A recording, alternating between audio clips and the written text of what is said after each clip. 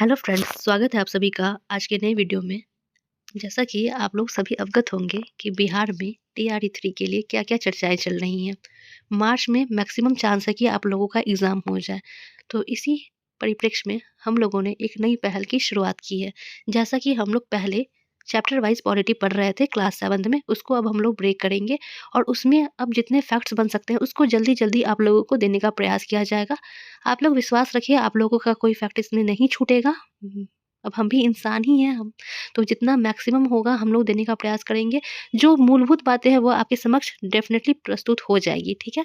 तो आप उसके लिए पैनिक बिल्कुल ना हो, बस वीडियो को लास्ट तक ज़रूर देखें और अगर आप टीआरई 3 की तैयारी कर रहे हैं, तो आपके लिए समय बहुत कम है। आप लोग जल्दी-जल्दी बाकी सब्जेक्ट को भी कवर करने का प्रयास करें, ठीक है? और एनसीईआरटी को आप हल्के में ना लें। अगर आप लोग टीआरई 1, टीआरई 2 में जो भी एग्ज़ाम आयोजित हुए थे, उसमें जीके का क्या लेवल है और टॉपिक वाइज़ उसमें कैसे प्रश्न पूछे जा रहे हैं, पहले आप उनको करने का प्रयास करें, ठीक है?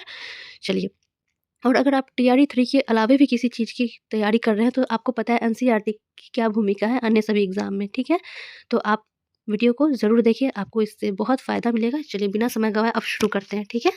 चलिए, अब इसमें फर्स्ट पॉइंट क्या है, कुरनूल कहाँ है? तो कुरनूल कहाँ पे है? आंध्र प्रदेश में। चलिए, आगे बढ़ते हैं। ईरोड का कपड़ा बाज़ार जो संसार के कहाँ का? ईरोड का कपड़ा बाज़ार जो संसार के विशाल बाज़ारों में से एक एक है, यह कहाँ लगता है? तो यह तमिलनाडु में लगता है, ठीक है? चलिए, उसके बाद है दादन व्यवस्था। मैं इस जल्दी इसलिए पढ़ा रही हूँ क्योंकि आप लोग बैक करके वीडियो को फिर से देख लीजिएगा, चूँकि समय बहुत कम है, जल्दी-जल्दी कवर करने का प्रयास करते हैं। देखिए, दादन व्यवस्था क्या होती है? तो बुनकरों द्वारा घर पर कपड़े तैयार करना, ठीक है? बुनकरों द्वारा घर पर कपड़े तैयार करने की व्यवस्था को क्या कहते हैं? दादन व्यवस्था। तो आप ये सारे फैक्ट एनसीईआरटी के अच्छे से पढ़ लेंगे। चलिए, इसके बाद है इम्पेक्स क्या है? तो इम्पेक्स क्या है? गारमेंट फैक्ट्री जो मज़दूरों से संबंधित है। इम्पेक्स क्या है? गारमेंट फैक्ट्री जो मज़दूरों से संबंधित हो सकता है या 1 नंबर के प्रश्न में आपसे पूछ लिया जाए, ठीक है? आप अपनी गलती नहीं कुछ भी करेंगे, अपनी तरफ से कोई गलती नहीं करेंगे, आप सब फैक्ट अच्छे से पढ़ लीजिए। चलिए, बहुत कम ही फैक्ट्स निकल रहे हैं। चलिए, उसके बाद है जिनिंग मिल क्या होता है? जिनिंग मिल क्या होता है? तो वह फैक्ट्री जहाँ रुई के गोलों से बीज अलग किए जाते हैं, ठीक है? जिनिंग मिल क्या होता है? जहाँ रुई के गोलों से बीज को अलग करते हैं। चलिए, आगे बढ़ते हैं। तवा नदी। तवा नदी क्या है? तो तवा नदी का उद्गम कहाँ होता है? तो यह महादेव की पहाड़ी से होता है, ठीक है? तवा नदी कहाँ से निकलती है? तो महादेव की पहाड़ी से निकलती है और यह नदी कहाँ-कहाँ जाती है? तो यह नदी होशंगाबाद होशंगाबाद कहाँ पे है? यह है मध्य प्रदेश में। होशंगाबाद मध्य प्रदेश में नर्मदा से मिलने के लिए, ठीक है? बैतूल होती हुई आती है, ठीक है? चलिए, मिलती किससे है? नर्मदा नदी से और ये कहाँ से आती है? बैतूल से आती है, ठीक है ना? तो आप इसको पहले देख लेंगे कि तवा नदी का उद्गम कहाँ है? महादेव की पहाड़ी में और नर्मदा से निकल मिलने के लिए क्या? बैतूल होती हुई आती है। चलिए, इसमें मेन आप इसको अच्छे से याद रखिएगा। चलिए, देखिए, क्लास 7th आप लोगों का कंप्लीट हो चुका है, क्योंकि उससे रिलेटेड जितने भी फैक्ट्स होते थे हम लोग चैप्टर के माध्यम से आपको बता दिए थे। नेक्स्ट जो जो 2 चैप्टर बने थे, बचे हुए थे ना उसमें, तो उसके सारे फैक्ट्स को हम लोगों ने बस इतने में कर लिया क्योंकि बाकी उसमें कॉन्सेप्ट था, तो हम लोगों ने कॉन्सेप्ट को छोड़ दिया क्योंकि अब कॉन्सेप्ट समझाने का समय नहीं है। जितने भी फैक्ट्स हो सकते हैं आप इसको अच्छे से पढ़ लीजिए। आप आपको अब एनसीईआरटी पढ़ने की आवश्यकता नहीं है पॉलिटी में, ठीक है? चलिए, आगे बढ़ते हैं।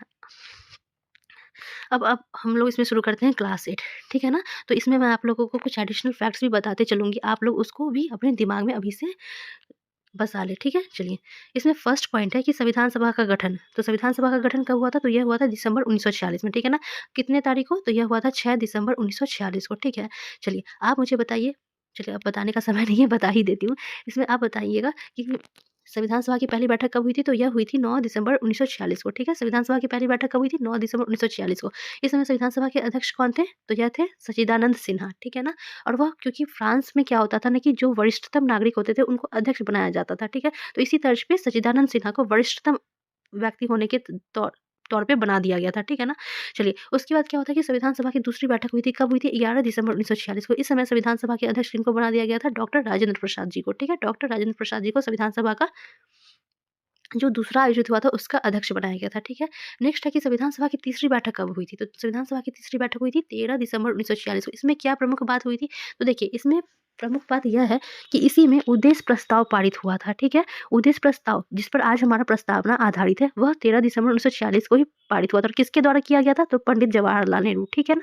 चलिए, उसके बाद है कि संविधान सभा की अंतिम बैठक कब हुई थी? तो संविधान सभा की अंतिम बैठक हुई थी 24 जनवरी 1950 को। कब हुई थी? 24 जनवरी 1950 को, ठीक है?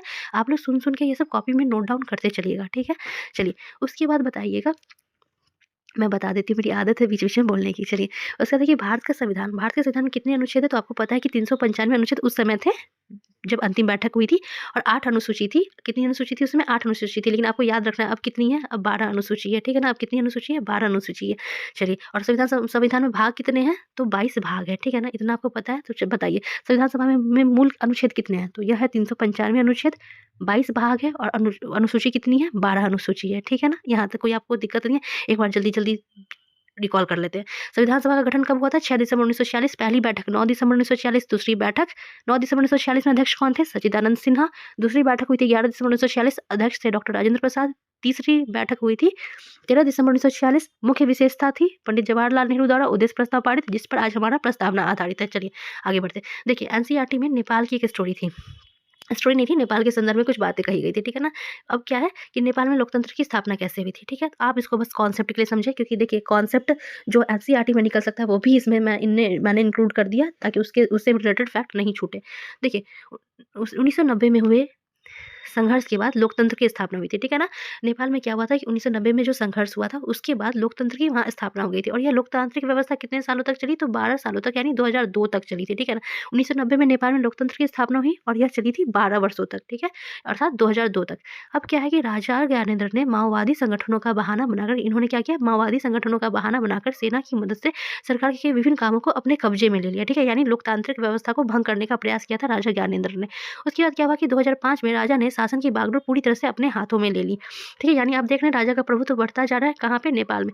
उसके बाद क्या हुआ कि 2006 में लोकतंत्र हेतु जन आंदोलन शीर्ष पर पहुंचे। अब राजा इतने आक्रामक हो गए थे, तो वहाँ की जनता क्या है, इससे उनको कुंठा की भावना होने लगी, तो उन्होंने लोकतंत्र हेतु जन आंदोलन किया, ठीक है?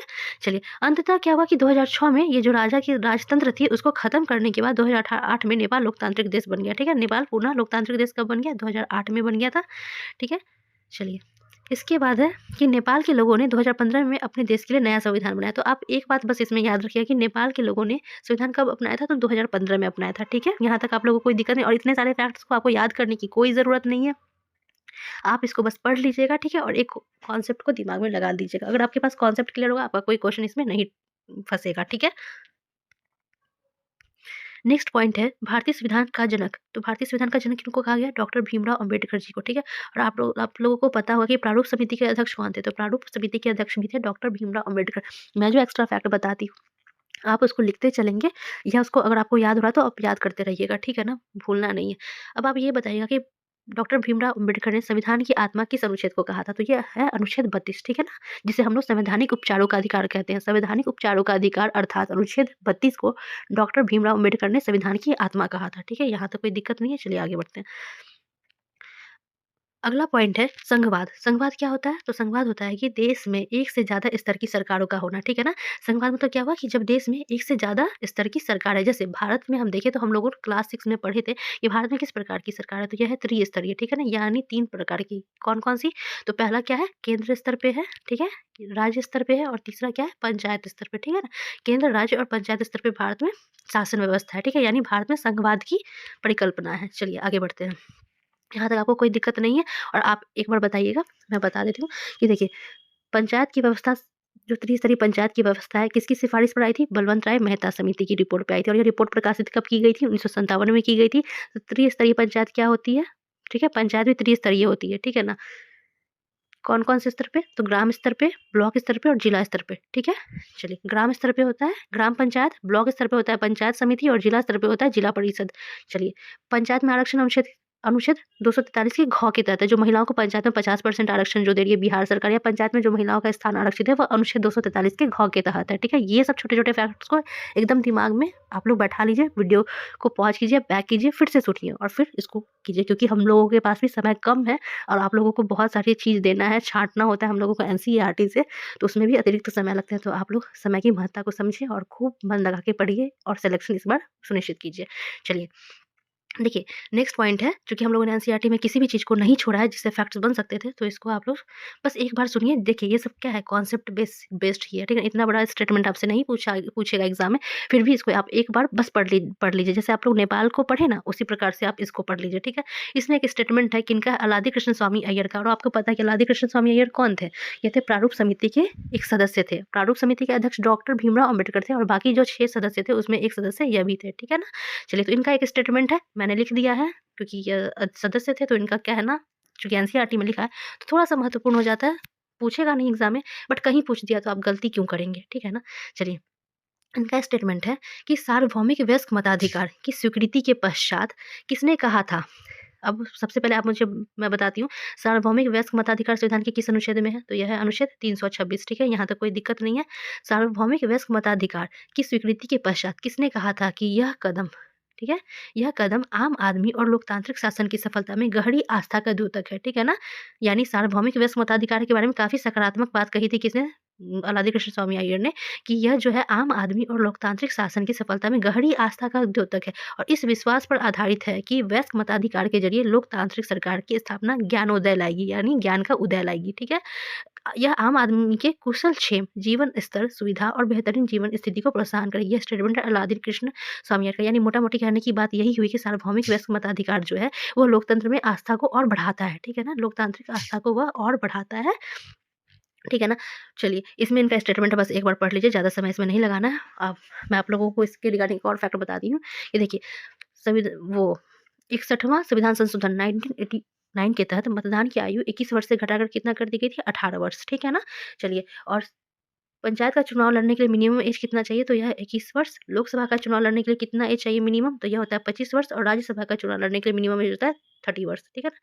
चलिए, अगला पॉइंट है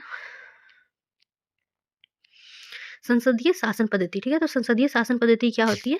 तो होता है सरकार के सभी स्तरों पर प्रतिनिधियों का चुनाव लोग खुद खुद करते हैं, ठीक है ना? सरकार के सभी स्तरों पर प्रतिनिधियों का चुनाव क्या करते हैं? लोग खुद करते हैं। इसी को हम क्या कहते हैं? संसदीय शासन पद्धति, ठीक है ना? यानी सरकार का 3 स्तर क्या है? 3 स्तर हम लोगों ने पढ़ा है ना? एक केंद्र स्तर पे, राज्य स्तर पे और तीसरा पंचायती स्तर पे। तो यहाँ पे जो भी होता है ना, कि यहाँ प्रतिनिधियों का चयन, ठीक है ना? क्या करते हैं? लोग खुद करते हैं। चलिए, इसलिए इसको हम क्या कहते हैं? संसदीय शासन पद्धति। और आप बताइएगा संसदीय प्रणाली जो है वो कहाँ से अपनाया गया? तो मैं बता ही देती हूँ, इसका आंसर होगा ब्रिटेन, ठीक है ना? संसदीय शासन प्रणाली कहाँ से लाई गई है भारत में? तो यह ब्रिटेन से लाई गई है। मौलिक अधिकार कहाँ से लाई गई है? तो यह अमेरिका से लाई गई है। मौलिक कर्तव्य कहाँ से लाई गई है? तो यह रूस से लाई गई है, ठीक है ना? चलिए, उसके बाद है संविधान के अनुसार सरकार के 3 अंग हैं, ठीक है? संविधान के अनुसार सरकार के 3 अंग हैं। कौन-कौन से हैं आपको पता है? विधायिका है, कार्यपालिका है, न्यायपालिका है। विधायिका क्या करती है? तो विधायिका कानून बनाने का कार्य करती है। कार्यपालिका क्या करती है? उस कानून को लागू करने का काम करती है। न्यायपालिका क्या करती है? न्याय न्याय व्यवस्था को सुनिश्चित करती है, ठीक है ना? चलिए, तो इसको पढ़ लेते हैं। क्या होता है कि न्याय विधायिका में क्या होता है? हमारे निर्वाचित प्रतिनिधि होते हैं, ठीक है? तो हमारे निर्वाचित प्रतिनिधि क्या करते हैं वहाँ पे? तो कानून बनाने का कार्य करते हैं। कार्यपालिका क्या करती है? ऐसे लोगों का समूह होता है जो कानून को लागू करने और शासन चलाने का काम देखते हैं, जो कि अभी हम लोग पढ़ चुके हैं। न्यायपालिका क्या करती है? न्यायालयों की व्यवस्था को न्यायपालिका कहते हैं, ठीक है ना? यहाँ तक कोई दिक्कत नहीं। देखिए, नेक्स्ट पॉइंट है भारतीय संविधान का कौन-सा खंड संविधान की अंतरात्मा भी कहलाता है, ठीक है ना? तो संविधान की अंतरात्मा कहलाता है मौलिक अधिकार, ठीक है ना? मौलिक अधिकार कहाँ से कहाँ तक होता है? संविधान की का जो मौलिक अधिकार है, वो होता है अनुच्छेद 12 से 35 तक। मौलिक अधिकार कहाँ से कहाँ तक है? तो ये अनुच्छेद 12 से 35 तक है, जो हम लोग आगे की क्लास में बारी-बारी से पढ़ लेंगे। जो भी इम्पोर्टेंट फैक्ट है ना, पहले हम लोग एनसीईआरटी कवर करेंगे, उसके बाद जितने भी इम्पोर्टेंट फैक्ट हो सकते हैं, हम लोग उसको जल्दी-जल्दी कवर कर लेंगे। अगर आप लोगों को ये सही लग रहा है, तो हम लोग इसी हिसाब से चलेंगे, या आप कहेंगे तो हम लोग एनसीईआरटी साइंस पे ध्यान देंगे इसके बाद। आप लोग कमेंट बॉक्स में बताएँ, आप किस प्रकार से पढ़ना चाहते हैं, ठीक है? चलिए, तो मौलिक अधिकार क्या होता है? अनुच्छेद 12 से 35। अगर आप लोग ये क्वेश्चन पढ़ेंगे तो आप लोगों को एक छोटा-सा कन्फ्यूजन हो सकता है, ठीक है ना? जो यह है कि भारतीय संविधान का कौन-सा खंड संविधान की अंतरात्मा भी कहलाता है, ठीक है ना? तो यह मौलिक अधिकार होता है, लेकिन अगर पूछा जाए कि डॉक्टर भीमराव अम्बेडकर के अनुसार संविधान की आत्मा किसे कहा गया? तो ये स्पेशली होता है अनुच्छेद 32 को, ठीक है ना? अनुच्छेद 32 यानी संवैधानिक उपचारों के अधिकार को डॉक्टर भीमराव अम्बेडकर के अनुसार संविधान की आत्मा माना गया है, जो कि मौलिक अधिकार के ही अंतर्गत आता है, लेकिन डॉक्टर भीमराव अम्बेडकर के अनुसार पर्टिकुलर अनुच्छेद की बात हो जाती है, ठीक है ना? चलिए, आगे बढ़ते हैं। चलिए, उसके बाद है, देखिए, यहाँ पे भीमराव अम्बेडकर जी का एक स्टेटमेंट है, ठीक है ना? भीमराव अम्बेडकर जी का स्टेटमेंट है, इसको आप लोग एक कॉन्सेप्ट की तरह पढ़िए, ज़्यादा लोड नहीं लेना है। क्या है कि मौलिक अधिकार का दोहरा उद्देश्य है। मौलिक अधिकार का दोहरा उद्देश्य क्या है? हर एक नागरिक ऐसी स्थिति में हो कि वह उन अधिकारों के लिए दावेदारी कर सके, ठीक है ना? मौलिक अधिकार का एक उद्देश्य क्या है? कि मौलिक अधिकार जो भी सामान्य नागरिकों को दिए जा रहे हैं, अगर उसकी पूर्ति नहीं हो पा रही, तो वो उसकी दावेदारी जाकर कर सके कि उसे वह चाहिए, ठीक है ना? अगर उसे नहीं मिल रहा, तो वो उसके प्रति आवाज़ उठा सके। दूसरा है कि ये अधिकार उस सत्ता और संस्था के लिए बाध्यकारी है, जिसे कानून बनाने का अधिकार दिया गया है, ठीक है ना? तो जो संस्था खुद मौलिक अधिकार बना रही है, उसके लिए यह क्या हो जाता है? बाध्यकारी हो जाता है। तो यह कथन किसका है? ये एक स्टेटमेंट है भीमराव अम्बेडकर जी का। चलिए, इसमें ज़्यादा नहीं लोड लेना, आगे बढ़िए। भारतीय संविधान में उल्लेखित मौलिक अधिकारों में से कुछ अधिकार हैं, ठीक है ना? देखिए, मौलिक अधिकार में कुछ अधिकार है, तो यहाँ शुरू होता है समानता का अधिकार। तो समानता का अधिकार कहाँ से कहाँ तक होता है? तो ये होता है अनुच्छेद 14 से 18। अब जल्दी-जल्दी ना हम लोग इसको रिकॉल कर लेते हैं, ठीक है? इसमें ज़्यादा टेंशन लेने की कोई बात नहीं। चलिए, तो सबसे बारी-बारी से पढ़ना सही रहेगा, ठीक है? समानता का अधिकार कहाँ से कहाँ तक है? तो समानता का अधिकार है अनुच्छेद 14 से 18, ठीक है? अनुच्छेद 14 से 18 थोड़ा गड़बड़ हो गया बट कोई नहीं। देखिए, अनुच्छेद 14 क्या होता है? अनुच्छेद कहता है कि कानून के समक्ष सभी व्यक्ति समान हैं। हम लोग पिछले क्लास में ये सब पढ़े हुए हैं, तो इसलिए मैं जल्दी-जल्दी पढ़ा रही हूँ, टेंशन ज़्यादा नहीं लेना है, ठीक है? समानता का अधिकार अनुच्छेद 14 कहता है कि कानून के समक्ष सभी व्यक्ति समान हैं। अनुच्छेद 15 क्या कहता है? धर्म, मूल वंश, लिंग, जाति या जन्म के आधार पर विभेद का प्रतिशत। अनुच्छेद 16 क्या कहता है? अनुच्छेद 16 क्या कहता है? सरकारी नियोजन में अवसर की समानता। अनुच्छेद 17 कहता है अस्पृश्यता का अंत। अनुच्छेद 18 कहता है उपाधियों का अंत। यहाँ तक आप लोगों को कोई दिक्कत नहीं? देखिए, बारी-बारी से अगर अनुच्छेद पढ़ते जाएँगे, सुनते जाएँगे ना तो सारा याद होगा, ठीक है? अगर अभी आपको याद नहीं है तो कोई टेंशन नहीं लीजिए, ठीक है ना? सुनते जाइए, सारा क्लियर होता जाएगा और एग्ज़ाम में यही सबसे पॉलिटी में प्रश्न पूछते हैं। अगर आप पॉलिटी पढ़ रहे हैं तो इस प्रकार से पढ़िए कि वहाँ कोई दिक्कत ना हो। कोई भी सब्जेक्ट पढ़िए तो वहाँ कोई दिक्कत ना हो, ठीक है? चलिए। नेक्स्ट है स्वतंत्रता का अधिकार, इसको भी आप लोग एक बार सुन लीजिए, ठीक है ना? चलिए, स्वतंत्रता का अधिकार कहाँ से कहाँ तक है? तो ये अनुच्छेद 19 से 21। अनुच्छेद 19 क्या कहता है? प्राण सॉरी अनुच्छेद 21 क्या कहता है? अभिव्यक्ति की स्वतंत्रता का अधिकार, ठीक है ना? अभिव्यक्ति की स्वतंत्रता का अधिकार। अनुच्छेद 20 क्या कहता है? दोष सिद्धि के संबंध में संरक्षण, ठीक है ना? दोष सिद्धि के संबंध में संरक्षण। मान लीजिए कि किसी पे कोई हम दोष लगा दे रहे हैं, तो उसको उसके प्रति मतलब उस पे दोष जो हम लगाए तो उस व्यक्ति का भी तो अधिकार है कि वो अपने को प्रोटेक्ट कर सके, ठीक है ना? तो यही है अनुच्छेद 20, ठीक है ना? दोष सिद्धि के संबंध में संरक्षण। अनुच्छेद 21 क्या कहता है? तो अनुच्छेद 21 कहता है प्राण एवं दैहिक स्वतंत्रता का अधिकार देता है। और अनुच्छेद 22 क्या कहता है? गिरफ्तारी के निरोध में संरक्षण, ठीक है ना? देखिए यहाँ पे एक छोटा-सा मिस्टेक हो गया, इसके लिए सॉरी आप लोगों को। यहाँ आर्टिकल 19 से 22 तक होगा, ठीक है ना? चलिए। उसके बाद है शोषण के विरुद्ध अधिकार। शोषण के विरुद्ध अधिकार कहाँ से कहाँ तक होता है? तो यह आता है आर्टिकल 23 से 24 तक, ठीक है ना? चलिए यहाँ तक कोई आप लोगों को दिक्कत नहीं। चलिए धार्मिक स्वतंत्रता का अधिकार कहाँ से कहाँ तक होता है? अनुच्छेद 25 से अनुच्छेद 28 तक होता है और सांस्कृतिक और शैक्षणिक अधिकार होता है अनुच्छेद 29 से 30 और संवैधानिक उपचारों का अधिकार होता है अनुच्छेद 32 क्योंकि यहाँ पे सारा समझाना थोड़ा मुश्किल हो जाएगा। समानता और स्वतंत्रता जो अभी हम लोग पढ़े हैं आप लोग उसको अच्छे से रिकॉल कीजिए। बाकी चारों पॉइंट हम लोग बाद में पढ़ लेंगे, ठीक है ना? चलिए आगे बढ़ते हैं। अगला है मौलिक कर्तव्यों की संख्या है। मौलिक कर्तव्यों की संख्या कितनी है? तो मौलिक कर्तव्यों की संख्या 11 है और मौलिक कर्तव्य क्या है? तो संविधान के भाग 4 के क में है उल्लेखित, ठीक है? और अनुच्छेद इसका संबंध है 51 से 51 के क के तहत, ठीक है ना? चलिए मौलिक कर्तव्य संविधान के भाग 4 के क में और अनुच्छेद 51 के क। ये याद रखिएगा, हो सकता है आपसे पूछे मौलिक कर्तव्य संविधान के किस भाग में और वहाँ सीधे अनुच्छेद 4 है और ये दूसरा ऑप्शन है अनुच्छेद 4 का क। ये मिस्टेक मुझसे एक बार हो चुका है इसलिए मैं इसको आप लोगों के समक्ष प्रस्तुत कर रही हूँ। मेरा ना मैंने सीधे अनुच्छेद 4 मारा था और मतलब भाग 4 मारा था और मेरा गलत हो गया था या क्वेश्चन मुझे इसलिए अच्छे से याद हो गया ये क्वेश्चन का आंसर। चलिए मौलिक कर्तव्य संविधान के भाग 4 के क में है, ठीक है? और अनुच्छेद 51 के क में। चलिए और यह किसकी सिफारिश पे आया था? तो सरदार स्वर्ण सिंह समिति की सिफारिश पे 1976 में, ठीक है? और मौलिक कर्तव्य की संख्या कितनी है? मौलिक कर्तव्य की संख्या 11 पहले यह थी 10 फिर बाद में 11 हो गया, ठीक है ना? जब इसमें 6 से 14 वर्ष तक के बच्चों की शिक्षा की बात की गई थी। चलिए, उस समय ये बढ़ गया था। चलिए, उसके बाद देखिए संविधान सभा की आखिरी बैठक कब हुई थी? तो ये हम लोगों ने पहले ही डिस्कशन कर लिया है। इसकी बैठक आखिरी हुई थी 24 जनवरी 1950 को, ठीक है ना? यहाँ तक कोई दिक्कत नहीं है। इसके बाद है नेक्स्ट पॉइंट है देखिए ये सब अभी याद नहीं कीजिए। चलिए ये कांस्टेंट है स्वास्थ्य मंत्री राजकुमारी अमृता कौर का नाम एक बार आप पढ़ लेंगे और यहाँ पे उप प्रधानमंत्री सरदार वल्लभ भाई पटेल। ये 2 मैं अभी ये नहीं याद करने बोल रही हूँ, इसका रीज़न आप लोगों को कभी पता चलेगा। अभी ये आवश्यक नहीं है, ठीक है ना? और श्रम मंत्री कौन? जगजीवन राम, ठीक है ना? श्रम मंत्री कौन? ये याद रखिएगा जगजीवन राम, उप प्रधानमंत्री सरदार वल्लभ भाई पटेल और स्वास्थ्य मंत्री राजकुमारी अमृता कौर, ठीक है ना? चलिए। अच्छा आपको याद होगा कि बिहार के पहले राज्यपाल कौन थे? जयराम दास दौलत राम, ठीक है ना? हम लोग इसको पहले पढ़े हैं। वर्तमान में बिहार के राज्यपाल कौन है? राजेंद्र विश्वनाथ आर्लेकर, ठीक है ना? छोटे-छोटे फैक्ट हैं जो याद रहता है तो मैं एक बार इसको बोल देती हूँ, बस याद रखिएगा। चलिए। अब देखिए इतना अभी याद करने की कोई ज़रूरत नहीं है, समय का अभाव है आप लोगों के पास, ठीक है ना? जो मुख्य बात याद करनी है वो पढ़ते हैं। चलिए, इसको भी आप अभी नहीं पढ़ी है, ठीक है?